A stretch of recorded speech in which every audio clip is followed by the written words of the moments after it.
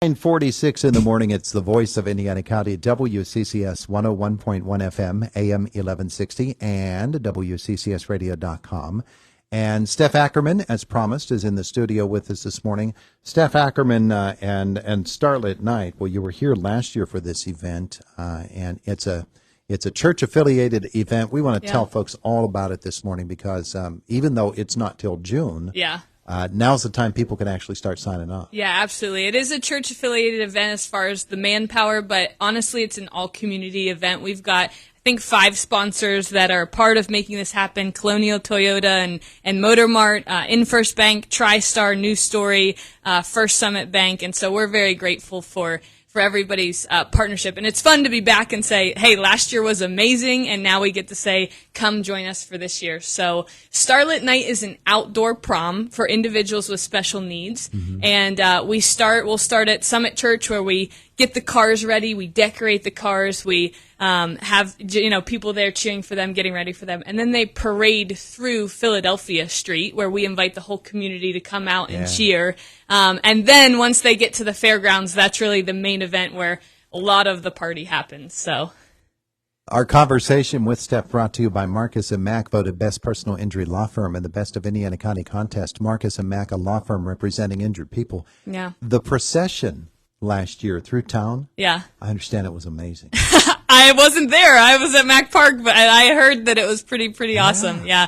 It's fun because we get to come tell the businesses, like, hey, come out and cheer. We do it around 5:30 on purpose so that it's, hopefully after hours or around after hours. But yeah, people coming through and cheering and just getting to be a part of what's happening in these lives. So were you keeping in contact with people on the parade route? Yeah. Okay, we're at 9th and Philly now. Yep. So Travis is actually the one in charge of the parade. We staged them at Summit. Well, Summit this year. It was Big Lots in the past. We staged them at Summit. We've got police that help. The Indio Borough Police helps us, and Sheriff Department, they're helping us, make sure we keep everyone together, because that's a feat in itself.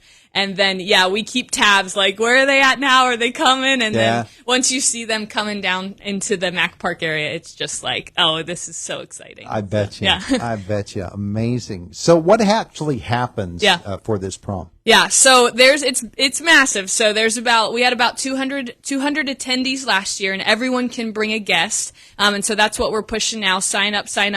And that's till April 15th so that we can actually plan and prepare for what's about to happen. So they come into the fairgrounds, and they enter in onto the track, and they receive, there's different stations around the track. So they'll receive, like, their flowers. They'll receive a crown and a tiara. They'll go in front of the stage where there's a live band and playing music, and there's like a paparazzi crowd, like, cheering them on, announcing their name. We write their names on the cars with markers so that when they're coming through, everyone can see their name. Whether you can hear the announcer or not, you're like, let's go, Jenna, And so then once they get into the parking, kind of into the grass area of the fairgrounds, it's just a whole, picture it like a wedding, a carnival, and a prom all together. So there's like food trucks, funnel cakes, there's, chicken, there's a main meal, and we're going to be serving food this year to the attendees. And so then there's just a massive dance floor and costume characters and temporary tattoos, and we're giving out free hats to everyone and things like that. So it's like honestly, we have to help the attendees make sure they eat sometimes, because all they want to do is dance. They're excited. But we also now have, like, tables seated around the dance floor. So if you're like, hey, I just want to chill and watch, they can sit and eat, or they can sit and watch. And so there's a whole bunch of activities that happen kind of like in that main grassy area. Yeah. So where physically on the fairgrounds is all this taking place? So it's all inside the track. So the track that goes around, they parade around one lap, then they park their cars, they come into the main grassy area, which is over by that stage, and then when it's time to leave, they actually do one last lap around, and we cheer for them again as they exit. And so, it's just, I know it means a lot, because these attendees often, sometimes there's opportunities during school, but when they graduate, there's not many opportunities for adults with special needs. And so sometimes they didn't even get to go to their prom. And so this is an opportunity to honor them, to love them, and to celebrate with them. And to be honest, our website, starlitnight.org. It has our recap video from last year. It has photos from last year. So if you're kind of like you're saying, what is this actually like? You can get a really good picture of that there. So if you have a curiosity about it, it's easy to find out. Yeah. Yeah, wonderful. So, and I think one of the important elements of it all is that we understand that the people who are involved in the prom with the special needs, they come from any number of different backgrounds, number of different living arrangements, any number of different needs that they have, and the assistance that they need in order to get around and to do things. Yeah.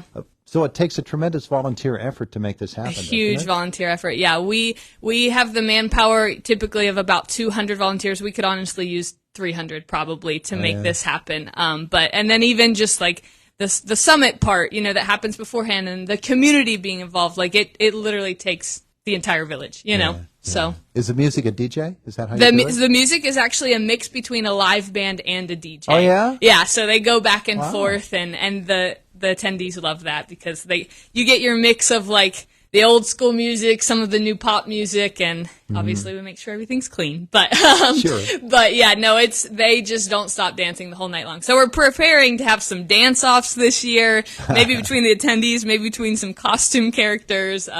So it's going to be a great time. All right. So you've mentioned the website a couple of times. Yeah.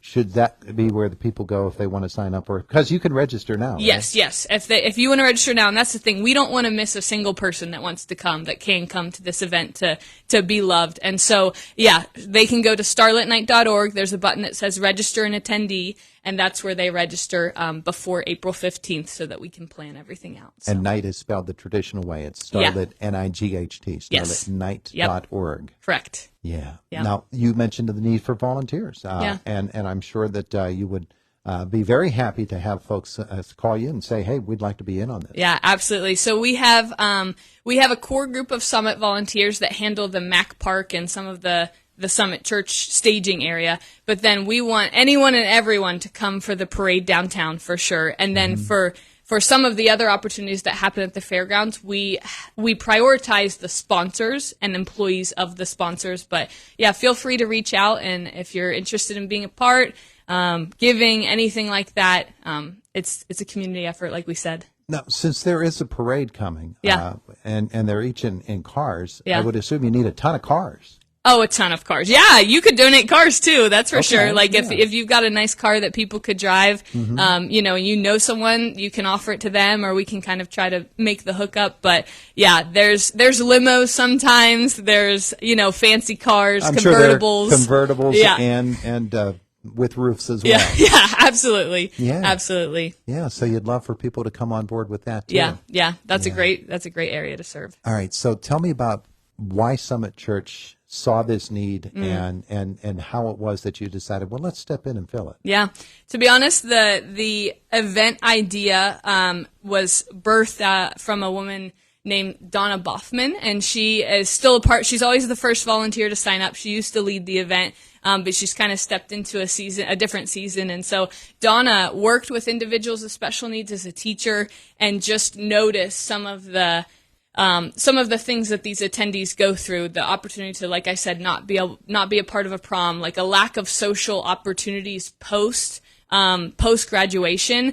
And so she actually leads a group that meets twice a month for adults with special needs. They meet in the community. Sometimes they meet at the church. And the importance is that they would socialize together, that they would be having community. But yeah, she saw the need of like, hey, how could we really honor them and love them? And, there's another organization, the Tim Tebow Foundation, that does do a prom like this, but it's often indoor. It looks very different. It's in February, and we had no desire to do a prom in February, indoor or outdoor, if I'm being honest. Yeah. And so anyway, she saw this need of like, this would be an incredible way to give people a night that they will never forget. And to be honest, I would say when people think of Starlit Night, they literally think best day ever, like best night ever. And so I've heard our attendees, we give them, we have photo booths, so they have pictures of themselves they get every year, and they keep those and anything they get at Starlit Night in their room like it is their most prized possession. And so, yeah, Donna just saw an opportunity to say, hey, how can we love people that are marginalized, that aren't being loved? So Starlit Night is coming on June 14th. People are going to wonder, is there a cost? There is no cost. It is completely free. Thanks to all of our donors. Yeah. Yeah. And people are also going to wonder, is this event for me? I have a special needs child or adult in my life. Is this for me, for my child? Yeah, so we will take anyone ages 15 and up. So that was part of our thinking is like, okay, we want to reach more of the adults that are kind of missing out on prom-like opportunities at this point in their lives. So any individual with special needs, it doesn't matter the need, ages 15 and up, we have people that come from all over. So we'd love to have you. You'll come back for an update? We'll come back for an update, absolutely. Beautiful. Stef Ackerman with us this morning. We appreciate that. Again, you can go to starlitnight.org and you can sign up for this. You can learn all the information you need if you want to volunteer or help in some way. That's the place to go. Yeah. Stef, thanks for coming in. Thank you so much for having me. We appreciate it. It is the voice of Indiana County. It's WCCS 101.1 FM, AM 1160, and WCCSradio.com. We're 2.5 minutes away from the top of the hour. Fox News comes your way then, and then it is the Bryant Kilmeade